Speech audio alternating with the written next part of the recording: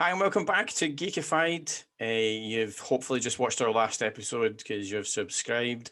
If you haven't, watch our last episode and subscribe. But this film has been out for a little while. We've only just got to it. We did watch it a little while ago and we just realised we haven't done a review about it, but we keep talking about it so much that we're just decided to do a review on it. It is Promising Young Woman.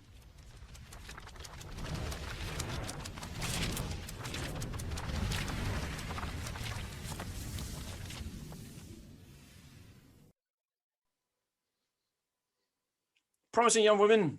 Wow, what a film. We've just discussed a film which we described in the last review called I Care a Lot with Rosamund Pike. If you haven't watched it, watch it. But we did say that it's cut from the same cloth. It is a tremendous film. And it was one of the films that's almost like, I don't know, I'm just giving the same review. Didn't know where it was going. Didn't really know what was happening. We kind of knew the direction of the film, but so many different things that happened throughout the film that you just didn't have a Scooby-Doo about it. The synopsis is a promising young woman. See what I said there? Synopsis is a young woman traumatized by a tragic event in her past seeks out vengeance against those who crossed her path. Really ambiguous kind of synopsis because it's not quite what you would think it is. But anyway, hi Nathan. Hello. How are you? I'm absolutely fantastic. What did you think of Promising Young Woman? Oh my god, it's me that told you to watch it. That's how good it was. I'd briefly heard about it before, and I wasn't really paying attention. And I read the article in the Guardian or the Independent about it, saying there's quite inflammatory about Cary Mulligan and how she shouldn't have been good enough looking to do this film, which is just a load of nonsense. And that's what. So I thought, you know what, I'll watch it, and I did, and it was just phenomenal. I think her performance is possibly one of the best performances I've seen in the last 10 years in any movie, from start to finish. Just, this hard exterior, but like a really sort of delicate underside to her. She did some, made out like she was doing some horrible things, but it was like just like sort of, it's like, what was it, like twisted grief, grief's so overwhelming it's become like rage, and that's what's caused her to do all these horrible things. I mean, a horrible thing happened to her friend and what caused her to kill herself, but just, it just sort of infects every part of her life.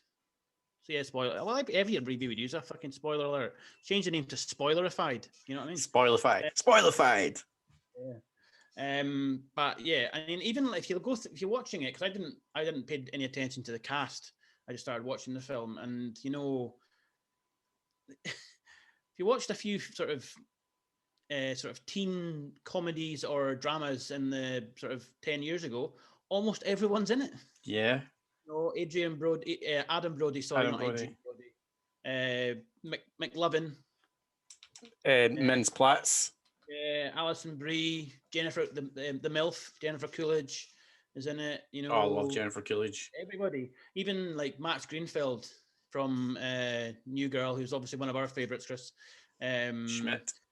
Yeah, Schmidt. Just all these guys, and you're just like, how is this film? Because this sort of cast, no one's watching it or talking about it, and just like twists and turns, and the bit at the start when you think she's drunk and she isn't, and you're just like, fuck.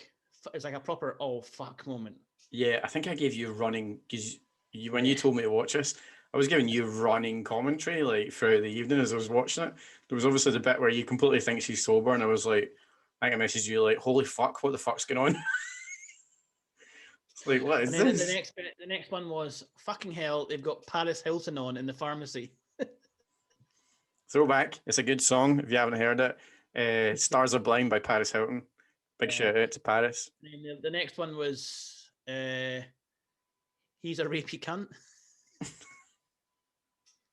Yeah, so that was a big turning point for me. That's where I had no idea where it was going. Yeah.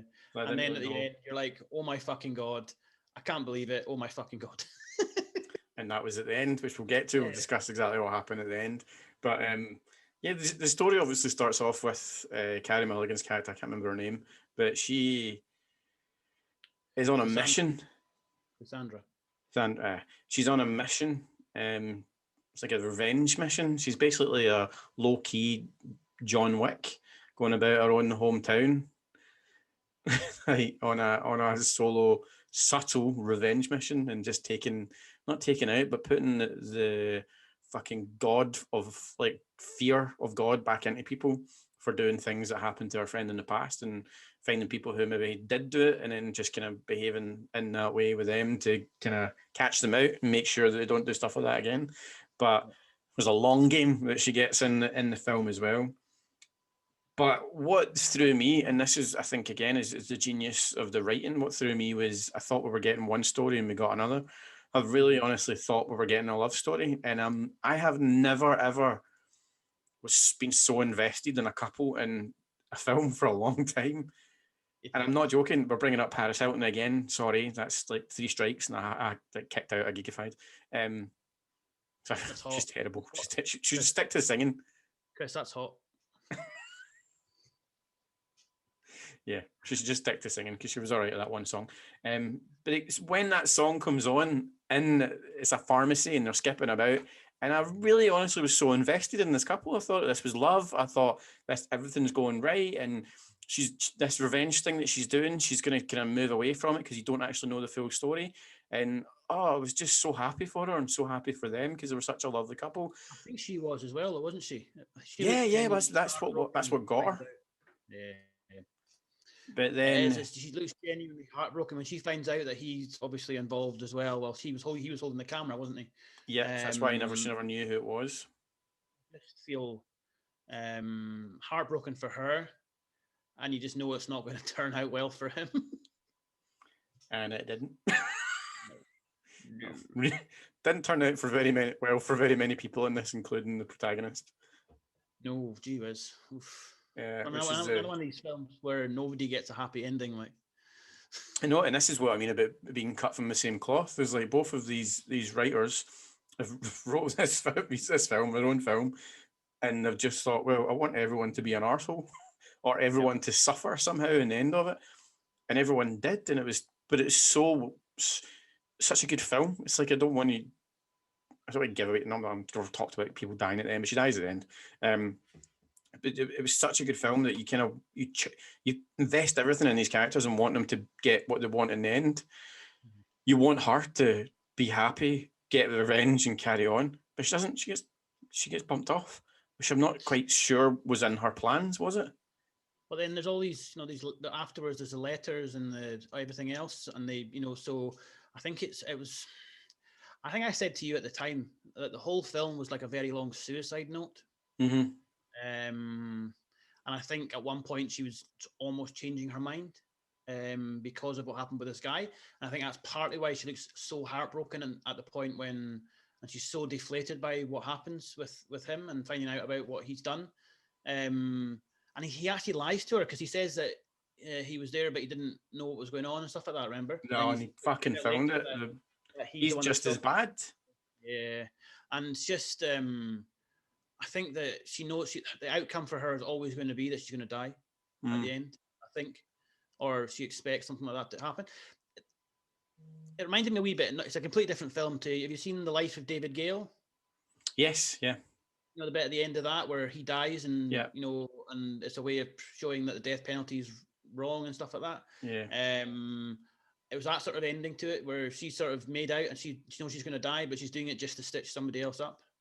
Yeah, I think it was. I mean, I think she was already kind of dead inside. I think everything that happened to her friend and vicariously to her, it just left her so empty that I think she was already gone. And I think she just made it. Well, I think that she talked about suicide at one point as well, at some point near the start of the film, or it was hinted at that maybe it was something that she considered, but. It feels as if this motivation to do this last mission was everything that was keeping her going, and that was it. So regardless of what way this went, I think she was done anyway. But then you fling in the relationship in the mix. A big shout out to the parents, her parents in it as well, like because they play the whole film like that typical sort of Hollywood comedy thing where, you know, a 20-something or 30-something child still living at home, they're trying to get them out of the house, and they play that so well all the way through, Yeah. up to the point when she gets heartbroken and they go back to being sort of loving parents again, you know, and wanting to look after, especially the dad. I always forget that actor's name, but he's a very sort of, does lots of small parts, but he's in lots of things. And I thought he was really phenomenal in it as well. But yeah, it's almost like a perfect piece of cinema for me. Yeah, it is. Considering it's I mean, she's not a first time writer and director, but for Clancy Brown. yeah, but she's Yeah. the Emerald Fennel. It's her first time she's written and directed a movie at Hollywood level. She was the showrunner on the second season of Killing Eve. I was going to say Zoe again. 2 episodes in a row. And she's Phoebe Waller-Bridges' like best friend or something. So Yeah. it's great to see somebody, another young British. Well, I think she's like mid-30s, British or auteur getting a chance in Hollywood with a film and it being received so well. You know, so I think she's another one that we're going to have to watch out for. I think coming up. I think she was an actress in what's that matron one? No, midwife. Call the midwife. I think she's in that. I read. I don't watch it. I think she's only going to have more coming her way. Like, given this film, it's incredible. One of the most incredible films I've seen in a long time. It easily slid into my top 10. Without a shadow of a doubt. Without a doubt. It's just, it's like, it's so difficult to put it in a genre because there's lots of dark comedy in there, even to the point at the end where they're getting rid of her body at the end. There's still comic, or when Max Grenfield's character is trying to run away from the police, it's still like almost comic the way they do it, and the whole way through it, it's littered with these there's so many different emotions, which I suppose they talk about the 7 stages of grief, don't they, as well? So maybe that was partly what it was trying to, like a theme running through it. I can't remember what it said. I know there's like anger and sorrow and all these sort of things, acceptance and stuff like that. Denial and all these sort of, so maybe that's the idea behind all these different sort of tones in the film. Just thought of that just now. I'm quite impressed with myself. That's what you're here for. Another film where, you know, the colours were just phenomenal in it. Oh yeah, I know. So red and everything. It's one of those films where they don't seem to have done too much treatment to the film afterwards by doing any color grading or anything like that. It says they've made everything pop. I think they've framed everything well, taken the shots well, and done it in kind of more colorful areas. Like the small town, it seems like it was just a colorful town anyway. It was just very well painted and stuff, and it just makes everything pop. I think I did notice in the house with the family, that was the one time when I was our mum and dad's, it was very plain. It was all beige. it was all beige. It was very had lots of kind of really pinky colors all blending in together. Do you think that's a bit of the sort of inside outside thing where in there she's allowed to be sad, so it's darker, whereas outside, because she's got this facade and this sort of whatever, then she becomes more gregarious, and the sort of the colors outside are a bit brighter maybe. But it's just I've always liked Cary Mulligan. I think she's a very good actress. I thought in Shame, the one with the Fassbender, I thought she was phenomenal as a sister in that. I've seen her in a few other things, but she blew me away. I think she's another one now that's going to surely have. I know there's a lot of award season hype around it, but it's going to be probably one of these things where she'll get nominated for everything and win nothing. Do you know what? It deserves every nomination it gets. And I think it is such a good topic, the film as well, about rape culture and the effects of it, because it doesn't you don't leave this film thinking that I've just seen a film. It gives you a really good insight into the kind of psychology of that type of rape culture that happens everywhere, of the way that some stupid, idiotic, disgusting human beings do behave in this world and think that it's okay. I think this gives a really, really up close analysis to say, no, this is what it does. This is how it can affect someone who wasn't even part of it. I think part of it as well was, I think that she was sort of blaming herself. And then, because I thought the bit when they were talking to the Connie Britton's character, the university dean, it's like that woman had very little to do with what happened, but because she was part of the university and all that sort of stuff, she got like attacked as well. And it's sort of almost like she was deflecting her guilt onto other people as well. Obviously, some of the people like Alison Brie's character and which the bit when she gets her drunk's phenomenal. I love that. Yeah, and the restaurant was very clever. And the main, I can't remember the husband's name now. The main guy that at the end, the stag, I can't remember his name now. Where she does horrible things to them, and they probably deserve it. But some of the people, she sort of starts to, like just anyone that's got anything remotely to do with her friend dying. And even when she goes to see her when she goes to see the friend's mother, I thought it was quite a touching scene because her mother's sort of saying, "You've got to let this go. You've got to get on with your life," and she's just sort of basically saying, "No, I can't do that." And that's the bit for me that I sort of thought, this is not going to end well. And thinking about it afterwards, it's like I don't think she ever thought it was going to end well for herself or anybody else. Yeah, but I think movies have got such a prominent feature in society that it's a fountain of knowledge, and I think it's passed it on in a very, very, it still talks about it in a comedic sense, and there's a lot of comedy throughout the film, but the way that it discusses it and approaches it it's so good. It's so well written, and it's so direct, and it packs a horrendous emotional punch as well, and it just leaves that scarred in your head. I mean, like, there was no doubt in my head, like, that's a fucking horrible thing that nobody should ever do, shit like that. But for anyone who might have a wee glimmer of that badness in their head and they see this film, hopefully, you know what I mean, they'll be like to think, oh no, that's actually, I can't do that, it's wrong. There's like nods to other films on TV, like the bit with when she's in the cafe, with what's that actress's name? Is it Laverne Fox, the one from Orange Is the New Black? That was almost like the cafe scenes in Fleabag, because obviously Emerald Fennell and Phoebe Waller-Bridge are really good friends. And then the bit in the pharmacy, I said this to you at the time, when they're singing, they're listening to music and dancing and stuff, reminded me of High Fidelity, quite a lot. And there was another bit, I can't remember, it's been a while since I've watched it now, but even the bit at the end is sort of almost like, one of these frat boy films, American Pie. See, the end for me was on par, and I've not felt that for a long time. The feeling I got when I watched this was Cruel Intentions. Oh, so yeah. That last moment of Cruel Intentions when that song kicks in, Bittersweet Symphony, and she's driving away, and then you kind of that redeeming thing where she's got it and everything's done. That was me. I had all the goosebumps and all the feels, and I was like, yes. But you're left with that heartbreak of what's happened as well. Yeah, no, definitely. It was, just next level good. Next level good. Another film I thought I was going to watch it, and I didn't expect a lot from it because of the subject matter is not something I was that bothered about watching, and not necessarily the normal sort of thing I would watch. But it sort of opened up a few doors. I've gone and watched another few films out my comfort zone, as it were. Since then, I've watched Pieces of a Woman on Netflix. The Assistant, which I think you're going to watch, Chris. Yeah, we'll have a review coming up with that. I'm just about to watch it.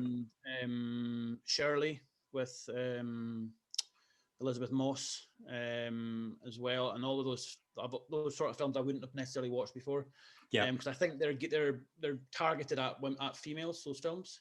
Yeah. And the sort of the storyline. I've watched all those films, and I've absolutely thought they were all fantastic, like stupidly good. So it's opened up my horizons to movies. Definitely. Oh yeah, definitely. That's good. That's what movies are about. That's exactly what it is. It's educate. No matter how stupid a movie is, it's always educational because it leaves something with you. It's a part of you once you've seen it. Once you've taken it in, you've absorbed everything. That story is with you, and that's part of your knowledge. And this is why movies are genius. Except coming to America. That would just leave you feeling guilty of that people actually spent time making it. And caught, obviously. Oh, don't even. Trigger warning for me there. That's a trigger warning. This goes back to one thing for me. The whole, you brought up at the start of the episode, and I obviously want to discuss it with another guy, especially, because this was what the story was actually about. I've not actually looked at it was the Guardian, if I'm sure, the Guardian in the UK. Basically, someone who'd seen it basically put up a big story.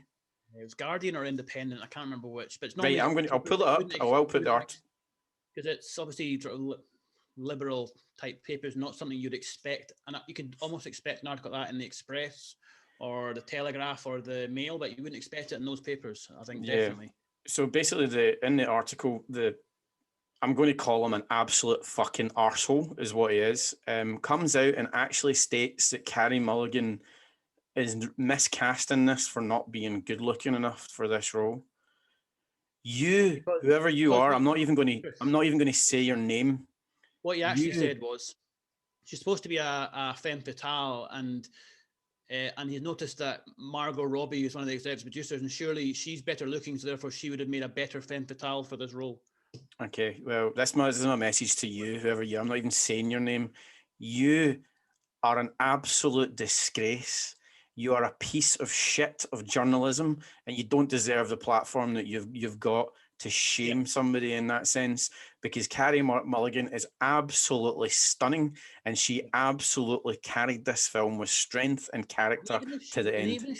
Chris, even if she wasn't, it doesn't matter. It doesn't matter to the story of Because this yeah, film. it's also it shows he's not even watched the film. You absolute prehistoric fucking dinosaur. It's not what the film's about. It's not the point of the story. Those men who would have done that would have done it We've with done it to any anyone. woman. It doesn't matter. The whole point was that she was sex led.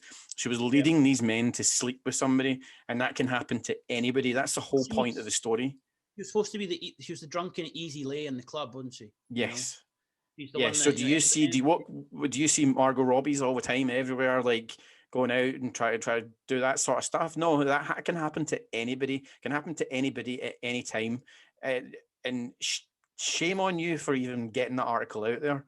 But I just wanted to put this out there. Like that just really annoyed me, and it's annoyed me after you told me about it, and it's absolutely disgusting. So I hope you hang your head in shame of journalism. Your I name. said to you at the time, Chris, after I read it, the guy's obviously not watched the film, or he's not Mm-hmm. watched. He has watched the film. He's not understood it. You Yeah. know, all he's seen is that's a girl who wants to have sex. She's not. She in his mind, she's not sexy enough for that. But it's not about her being. There's no point in that film is about her being sexy. No, Apart there's from nothing. when she's pretending she's a stripper, and then she's doing that as a way of entrapping those guys. You know, no other point. Even when the bit when she's at the very start, she's wearing like a work suit, a work gear. So it's not about being sexy. You know, Mm-hmm. it's about she's seen as be even the guys when they talk about look at the state of her over there. I bet you could bang her or whatever, however they word it. You know. So yeah, and I read that, and I read that. I can't remember maybe I read it after or before it. I After I'd can't watched remember it. I what think I work read you it came in. after I'd watched it, and I was just like, this guy just doesn't understand what Oh, this movie is. I've never been more fucking disgusted, and how these people actually get a platform like this is it just riles me, and I'm pissed off about it. Even How just does it bringing it pass? up. How does that get past his editor? Oh, I don't know. And do you mean it's like shape for whatever paper it is? And I'm going to put the article up, and I'm going to blur this absolute cock wandling thunder cunt, whoever this guy is. I'm not even going to give out his name the light of day because he deserves it. Yeah. Just shame on you. I don't want to bring it like to a dark close on this film because it's possibly one of the best films I've seen in a long time. But I'm now angry. So you can't go and watch it. Stay in without anybody in your house and watch it. And I just hope some of these films that once all this restrictions are lifted, that some of these films get re-released, even short releases in cinemas. Because I know that they say that every film needs to be seen in the cinema, but I think it does. I mean, I love going to cinema, and I think that especially these films with their colors and their soundtracks would be just phenomenal. Sat in a nice cinema and watching it, Yeah, I mean, we just discussed what my favorite one. Well, yeah, is my favorite director, Nicholas Winding Refn, and his color scheme and his shots and his looks. It belongs in the cinema so much. You really need to see it. There's nothing wrong with watching it in the house if you can't afford to go to the cinema or any reason why you can't go, but you get everything out of the cinema, and it's such a good feeling. It's a social thing, and just I miss it, Nathan. And I miss the 12 pints and talking about it for hours afterwards as well. Yeah, that's it. Getting this a drunk cinema. That's the best. Just sitting like talking about a film for God knows how long after seeing it. Now we've got a different platform. That's why we're here for yous. We just sit and have a glass of wine and record it and let you guys listen to us talk a lot of shit. Yeah. But hey, so Promising Young Woman, Cary Mulligan. It's out there. It's on different platforms. I don't know where it is. I don't know how I got it. You can get it on VOD, I think. Yeah. So yeah, it is out there. Please watch it. It's possibly one of the best films I've seen in a long time. It easily slid into my top 10. I honestly can't recommend it higher. I hope you've enjoyed listening to us talk about it. If you've listened to this first, then you kind of know the ending, which is kind of pointless. But hey, I would say never ever watch our reviews before you. no, yeah, we're really spoiler heavy. We're going to have to do some reviews where maybe we don't tell the ending. So impossible, though, isn't it? Because I know. spoilers are always so intrinsic to the story. I mean, the whole point of the Geekified channel is that you get to come into a discussion that people are having after seeing a film, which means that you're part of that discussion. So if you've seen it, enjoyed it, please like in the comments. Unless Tony's here and you get 15 different theories on a episode. I'm sure you'd have a theory about this as well. But yeah. Thank you very much for joining us, Nathan. Cheers, guys. We can do this all day.